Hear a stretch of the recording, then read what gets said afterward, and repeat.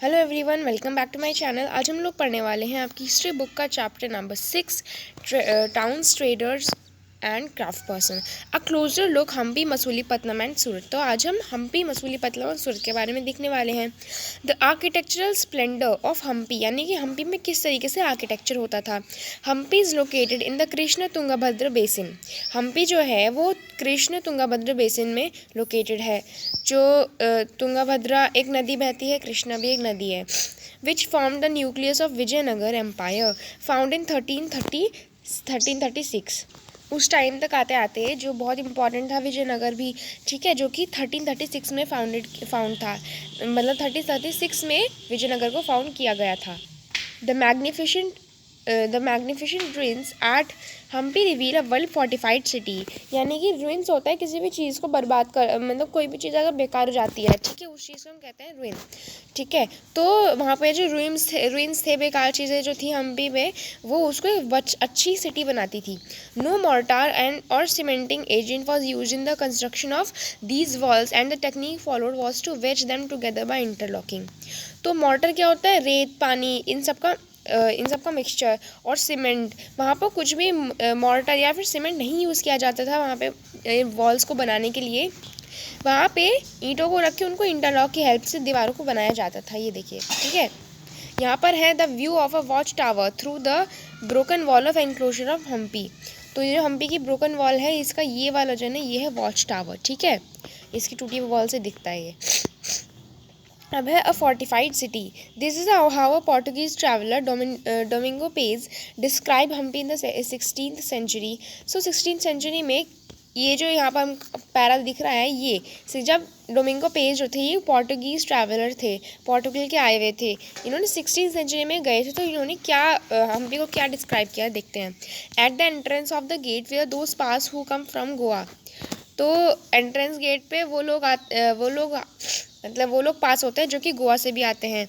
The king has made with in at a very strong city fortified with walls and tower, यानी कि राजा ने उस city को बहुत स्ट्रांगली बनाया है वॉल्स एंड टावर्स के थ्रू। These walls are not like those of other cities, और ये जो दीवारें हैं ये दूसरी सिटीज़ की तरह नहीं है, बट बहुत ज़्यादा स्ट्रॉन्ग है, ठीक है। स्ट्रॉन्ग मैसनरी, यानी कि बहुत स्ट्रॉन्ग तरीके से यानी यहाँ पर मैसन्स ने दीवार बनाई है, such as would be found in few other part, और इस तरीके की दीवारें बहुत कम ही पार्ट्स में मिलेंगी। And inside very beautiful rose of buildings made after their manner with flat roofs, और उसके अंदर बहुत सारी जो हैं ब्यूटीफुल बिल्डिंग्स हैं, ठीक है। रोज ऑफ बिल्डिंग्स है, बिल्डिंग्स की रोज हैं, ठीक है, और उनकी फ्लैट रूफ है। अब यहाँ देखते हैं, during their rule the Vijayanagara took keen interest in building tanks and canals. So Vijayanagara rulers का रूल था, तो उनका इंटरेस्ट किस चीज़ में था, टैंक्स को बनाने में, कैनाल्स को बनाने में, ठीक है। The Anantraj Sagar tank was build with a 1.37 kilometre long earthen dam across the Maldevi river. तो मालदेवी रिवर जो बहती थी उसके अक्रॉस एक टैंक बनवाया गया था। किसने बनाया था, मतलब क्या नाम था उस टैंक का, अनंतराज सागर टैंक था उस नाम का, जिसको 1.37 किलोमीटर की लेंथ में बनवाया गया था मालदेवी रिवर के across. Krishnadevar Raya build a huge stone embankment between two hills to create massive lake. तो उन्होंने एक दो हिल्स के बीच में लेक बनवाई, ठीक है, विजयनगर के पास ही, फ्रॉम विच, जिससे कि वाटर पानी जो है वो उससे पानी से सिंचाई की जा सकती है फील्ड्स और गार्डन्स में, ठीक है। अब हम यहाँ देखते हैं, the architecture of Hampi was distinctive मतलब जो डिस्टिंक्ट हो रहा हो, कम हो रहा हो। तो जो हम्पी का आर्किटेक्चर था ना, वो बहुत ही कम था, बहुत मुश्किल था, और बहुत कम दिखाई भी देता था। The buildings in the royal complex had splendid arches. So buildings जो थी, जो राजा महाराजाओं के लिए जो बिल्डिंग्स थी, उनके स्प्लेंडेड, बहुत अच्छे ही, बहुत मतलब बहुत सुंदर सुंदर जो आर्चेस होते थे, ठीक है, डोम टाइप जो डोम्स होते थे, जो मतलब जैसे आपने ताजमहल में देखा होगा ना, ऊपर एक डोम है, उस तरीके के होते थे। और पिलर्ड हॉल्स, यानी पिलर्स पे हॉल्स होते थे, with niches for holding sculpture, बहुत अच्छी अच्छी स्कल्पचर्स भी थी। They also had well plan ऑर्चार्ड्स, और वहाँ पर बहुत अच्छे से प्लान किए हुए ऑर्चार्ड्स भी थे, और अच्छे अच्छे गार्डन्स भी थे। ऑर्चार्ड्स क्या होता है, ऑर्चार्ड्स होता है ऐसी लैंड जहाँ पर फ्रूट्स, फल वगैरह उगाए जाते हैं, वेजिटेबल्स वगैरह। तो वहाँ पर प्लान किए हुए ऑर्चार्ड्स और गार्डन्स भी थे, with sculpture motifs such as the lotus and corbels, और वहाँ पर लोटस जैसे और कॉर्बल्स जैसे फूल भी लगवाए जाते थे। In its heyday in the 16th century, Hampi बसर with commercial and cultural activities.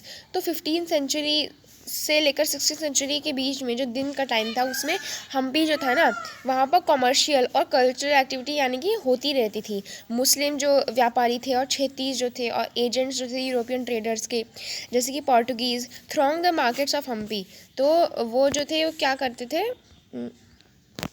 एक बार और देख लेते हैं।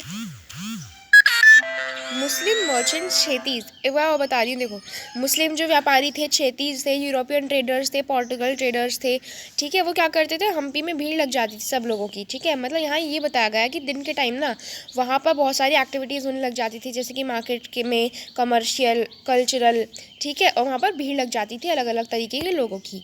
Temples were the hub of cultural activities, temple जो थे वो हब थे, जगह थे, कहाँ कौन सी किस चीज़ों की, भगवान से रिलेटेड एक्टिविटीज़ की, ठीक है, गॉड एक्टिविटीज़ की। एंड देवदासीज यानी कि temple dancer perform before the deity. तो क्या होता था, टेम्पल्स जो थे वहाँ पर कल्चरल एक्टिविटीज़ होती थी, ठीक है, रिचुअल रीति रिवाज सब परफॉर्म किए जाते थे। और जो देवदासी क्या होता है, टेम्पल डांसर, तो वो भगवान के आगे नाचते थे। रॉयल्टी एंड मासेस मतलब रॉयल लोगों के आगे, नोबल्स के आगे नाचते थे। And many pillared halls in the Virupaksha a form of Shiva, और विरूपाक्ष जो है ये शिवा का ही फॉर्म है, ठीक है। तो बहुत सारे पिलर्ड हॉल्स होते थे ठीक है, विरूपाक्ष टेम्पल में, जो एक टेम्पल है विरूपाक्ष टेम्पल, वहाँ पर जो है बहुत सारे पिलर्ड हुआ करते थे। The Mahanavami festival known today as Navratri in the south. तो जो महानवमी फेस्टिवल है जिसको आज साउथ में नवरात्रि बोला जाता है, ये was one of the most important festival celebrated at Hampi. ये हम्पी में सबसे इम्पॉर्टेंट फेस्टिवल सेलिब्रेट किया जाता था। कौन सा, महानवमी। इसको याद रख लीजिए कि कौन सा फेस्टिवल था जो कि हम्पी में सबसे ज़्यादा जो है सेलिब्रेट किया जाता था। तो वो वो फेस्टिवल है महानवमी, जिसको आज साउथ में नवरात्रि बोला जाता है। Archaeologists have found Mahanavami platform where the king received guests and accepted tribute from subordinate chiefs। तो आर्कियोलॉजिस्ट कौन होते हैं, जो कि हिस्ट्री की जो खोज करता होते हैं, ठीक है। तो वो जो है उनको महानवमी का प्लेटफॉर्म मिला जहाँ पे किंग जो है वो गेस्ट को रिसीव करता था, और जितने गिफ्ट्स मतलब जो ट्रिब्यूट होता था वो सब चिफ से गिफ्ट से लेता था वो सब। फ्रॉम हेयर ही ऑल्सो, और वो उस प्लेटफॉर्म बैठकर डांस देखता था, म्यूज़िक परफॉर्मेंस देखता था, ठीक है, ये सब। Hampi fell into ruin followed the defeat of Vijayanagar in 1565 by Deccani sultans, the rulers of Golconda, Bijapur, Ahmednagar, Berar and Bidar, ठीक है। यानी कि हम्पी जो है ना वो बहुत ज़्यादा बेकार सा हो गया था। कब, जब विजयनगर जो है हारा 1565 में। विजयनगर किसने हराया था, डेक्कन के सुल्तान्स ने, गोलकोंडा, बीजापुर, अहमदनगर, बेरार और बिदार के रूलर्स ने जब इनको हराया था विजयनगर को। तो हम्पी भी जो है ना बेकार सा होता जा रहा था। The gateway to the west Surat, जो वेस्ट सूरत जो है, ठीक है, वो वेस्ट में है, जो उसका गेटवे के बारे में हम देखते हैं। इसको हम नेक्स्ट वीडियो में देख लेंगे। आज की वीडियो के लिए इतना ही। अगर वीडियो अच्छी लगी तो लाइक शेयर सब्सक्राइब ज़रूर कीजिए। एंड मैं मैथ्स की वीडियो बनाती हूँ, अगर आपको मैथ्स की वीडियो समझनी है तो आप जाके देख सकते हैं मेरे चैनल पे, प्लेलिस्ट में बना दूँगी। And thank you so much, take care.